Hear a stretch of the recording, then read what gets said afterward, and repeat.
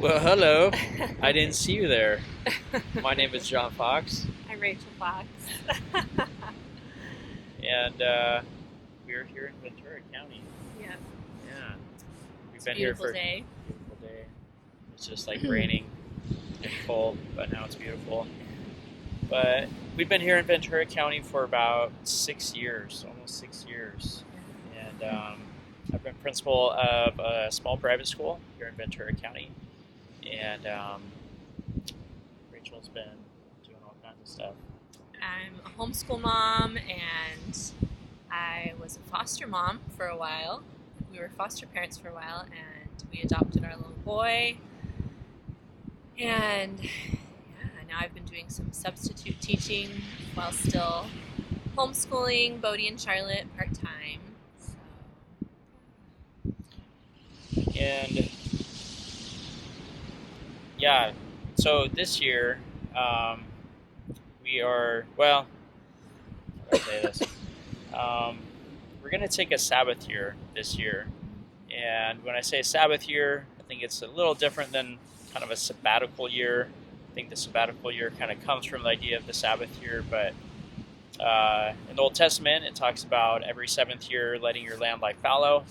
And so a number of years ago, when we were first married, we kind of got into studying that and just looking at that. We're Seventh-day Adventists, and so we were both raised keeping the seventh day as the Sabbath and not working on that. And so in studying the Old Testament and seeing kind of these verses about the Sabbath year and seeing the cycles and, throughout the Old Testament, it seemed like it was still important to God, and just asking different questions about that. And like, if we're Christians and we're not saved by works but by grace, and it's not the law that saves us, what relevance does that have to us? And just kind of yeah, so exploring that and thinking about how can we live that out today.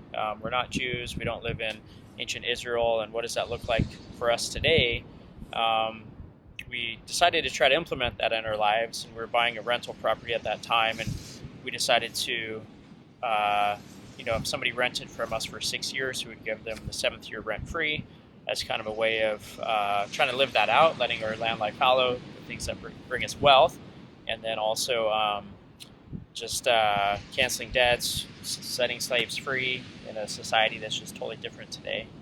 And then we were thinking about that and like, what could we do? What does that mean for us? And we decided that we would dedicate our lives to, commit to taking every seventh year like off work.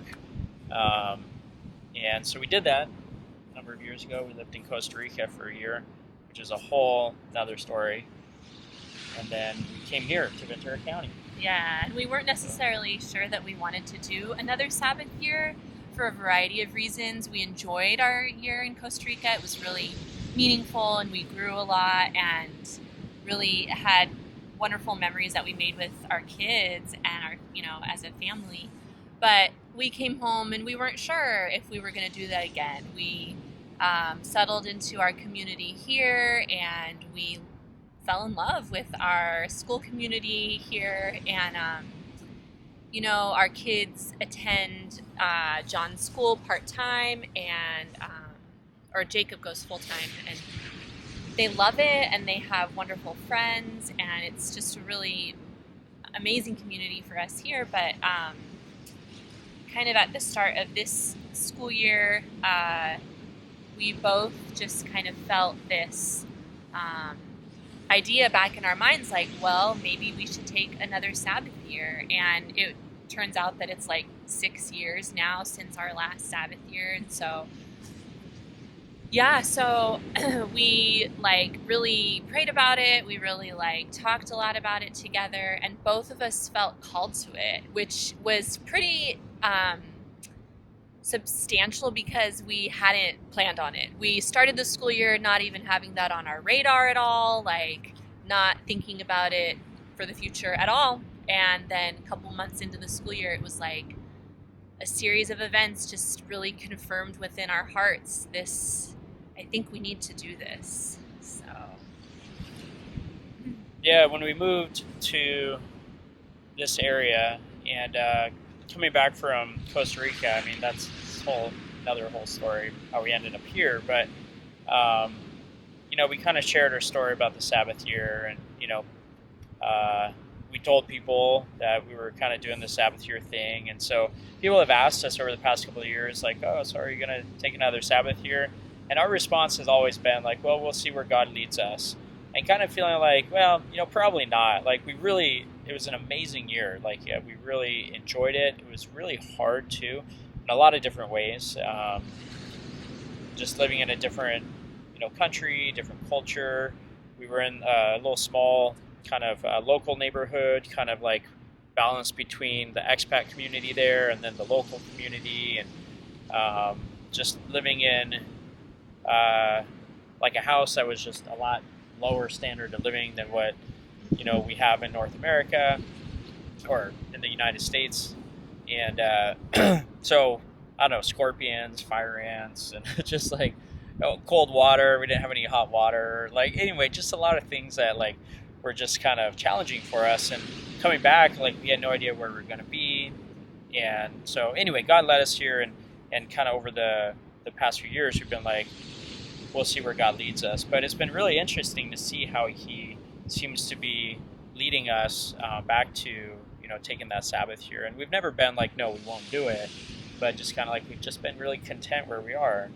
And we're very blessed. God has just really provided so much for us and given us a ministry here, and just just we're really in a season of our kids being like elementary age, where it's like in that season of life you want to plug in and you want to stay and you want to develop roots and you want to be like, yeah, this is the soccer team my kid plays on every year, or this is our routine, this is our rhythm. Oh, we vacation here in the summertime. Like, it's really nice to have your life kind of settled at this stage in our lives. And so I think that's also a huge reason why we didn't really think we would do it. We were like, no, we're kind of settled, we're good. And that's why it kind of caught us both by surprise, I think. Yeah, for sure. Our kids love the school, and it's been a really meaningful place for me to work, like something that I've enjoyed. It's been a good challenge. I think that I would say that we've been thriving here where we live. We live on campus. I get to walk to work. We live on like a beautiful campus with like 12 acres and avocado trees and goats and sheep and chickens, and it's just a really, really cool place. Southern California is pretty amazing where we live. Like, it's pretty affordable for us overall. And it's March and we're at the beach, yeah, and it's beautiful. And so we're not running away from anything. I think that if anything, we've been thriving, and so it's kind of comes as a shock. But I guess why is it then, if we've been thriving, what is it that really brings us back to that commitment? So at the beginning of this school year, it was a really intense start to the school year. With John being a principal, it's different than him being a teacher in that he works through the summer. A principal position is a 12-month position, and so we get a couple weeks of vacation time with him, but it's different. And so as the school year started this year, it just felt like we went from a pretty busy summer to a busy school year, and it didn't really settle down. Like most school years when John's been the principal here, like the first month, 2 months are intense, but then it kind of like slows down a little bit. And this one just didn't. And John was attending a conference in Ontario, and I went with him, and you were really moved by a speaker there that you heard at the conference. Yeah. It was a busy summer with some campus projects just not going as planned, and just really a hard start to the school year. But I think Rachel and I have had a lot of conflict about this over the years, actually. But just feeling like, for her, feeling like my job is kind of too much, and requires too much of me, and anyway, just wanting to be more in partnership, I think, in terms of time and everything. And my perspective has been like, it's just life, it's just, I don't know that there's many jobs where people feel like their life is like totally balanced and they don't have to struggle with work-life balance and they have as much time with their family as they want and no distractions. I don't think that, anyway, so we've had some conflict about that, and I've always just like I've really enjoyed my job, and it's been a challenge that I've enjoyed, and I can pour the different parts of my creative and professional self into it. But I guess just really feeling like the need to invest in my family, to invest in my relationship with Rachel, to invest in my relationship with my kids, and to not just give them my leftovers, and to take a year where we set everything aside, and I don't have like a regular job, and instead can just really focus on being refreshed, renewed, and just maintaining that sense of just passion in life. And I think one thing that's interesting is like this year it has just felt emotionally a lot harder for whatever reason. And I think that there is something in kind of what the Bible talks about, what God set up in terms of investing for 6 years and then stepping back and trusting in God's promises, and just taking time to remember that He has our hands in His, He has our lives in His hands, and He'll provide for us, and that He encourages us to enjoy life and to spend time together and focus on the things that matter. Because I don't know, I just turned 41, which is not that old, but it's still kind of that sense of like, I don't know, where am I going in life? And just like, am I the person that I wanted to be when I was in college and high school and just dreaming about all of these things? Am I the dad that I want to be? Am I the husband that I want to be? And just taking time to just really reflect on life and just reflect on where we're going, and making sure that we're going there together and not getting kind of separated and just kind of ending up on different paths without ever realizing it. Yeah. But I think the meaningful like seminar or whatever at that conference that you were at was like this. What you want to? Yeah, it was a guy from Australia, and his dad had been a Seventh-day Adventist teacher and a pastor, no, principal and a pastor. And the focus of the kind of the ed council that I was at was just talking about health for principals and administrators, and so anyway, he was talking about that, and his dad had been a principal, and then he had also been a pastor, and he had told him that it was I think he told the conference that it was too much, and so they, I don't know, like, they wanted to move him, and he said that it wasn't the right time for his family to move, and so they basically fired him, I think. And then he said that that he had, so this was like the guy's dad, and he said that he had a different relationship with his dad than his older siblings did, because his older siblings were kind of like had gone off to college. I think he was a sophomore in high school, and that he had a much better relationship with his dad than his siblings did, because his dad was finally able to just be his dad.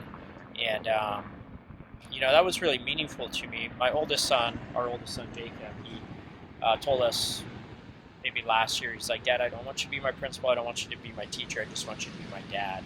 And I just really feel like where he's at right now, like wrapping up his 6th grade year, like he needs me, like on a different level than just kind of an authority, but he really needs me to pour into him. We don't have a bad relationship, but I just need to just be able to give him of myself, and not just, I don't know, not just be his dad, but really like be there for him in this really formative time of his life. So we're taking a Sabbath year. Mm-hmm. We're gonna take a year off. My contract here ends June 30, and what do we do next year? We have plane tickets to fly to Paris on July 7, and our plan is to travel throughout Europe and to take our kids all over the place. And so we're going to rent a car in Europe or in Paris, and we're bringing our tents and our sleeping bags and camping pads, and we're going to just camp through Europe while the weather is good. Visiting some really lovely, special people over there along the way, and seeing some historical sites and just the beauty and the castles and all the things. But like, really what we dream of is just wandering, and it's just like seeing where the wind takes us, and seeing, other cultures, how people live, trying to learn to speak some of the languages, and just really having time, the five of us together. And that's our plan.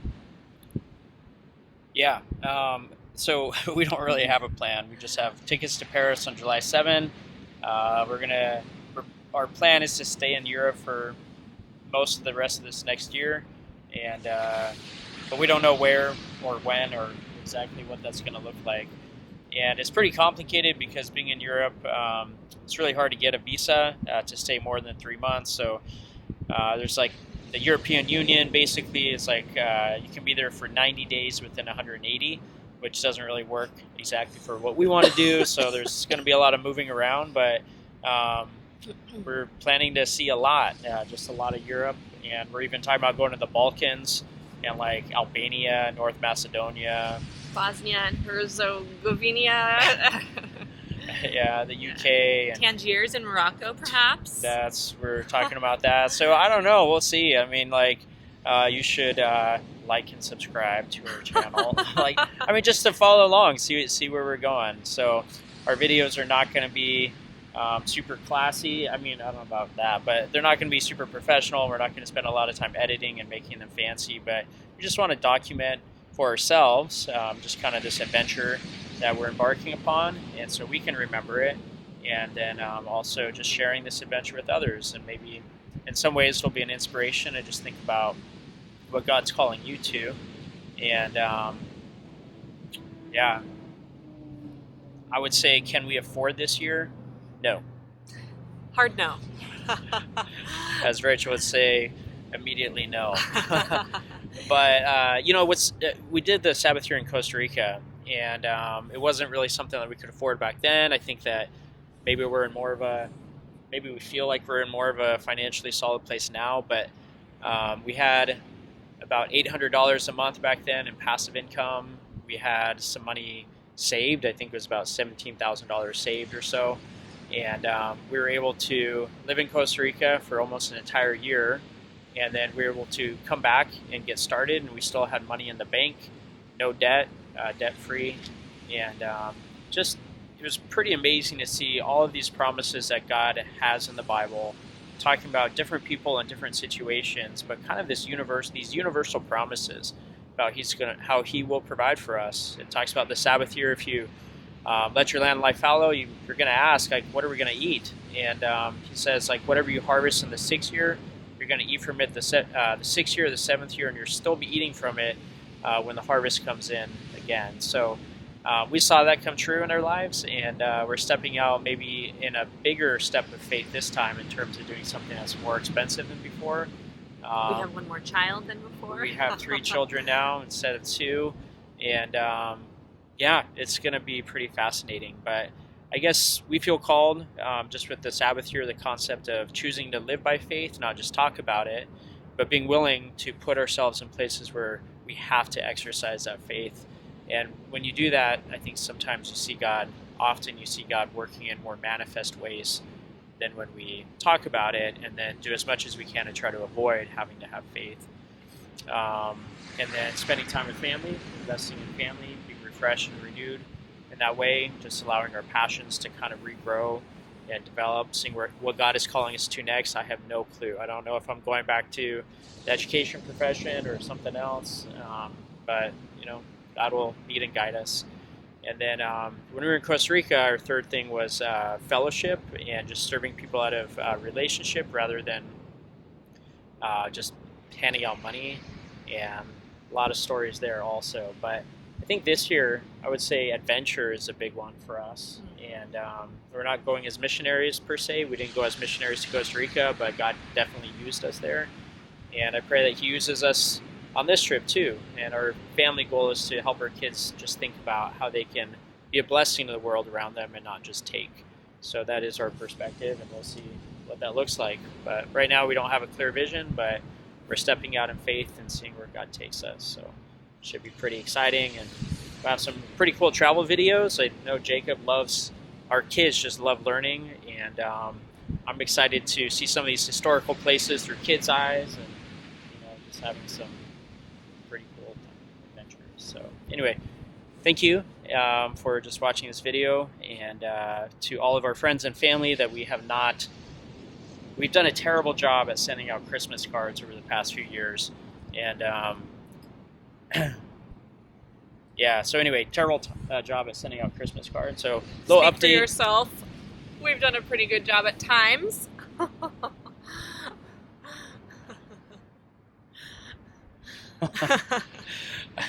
All right, anyway, updating people on what our lives look like, and so yeah, don't know how to end this video. Well, thank you so much for listening, and we just invite you guys to follow along with our adventures in Europe for the year. And so we'll be sharing some videos, and we hope that you enjoy them.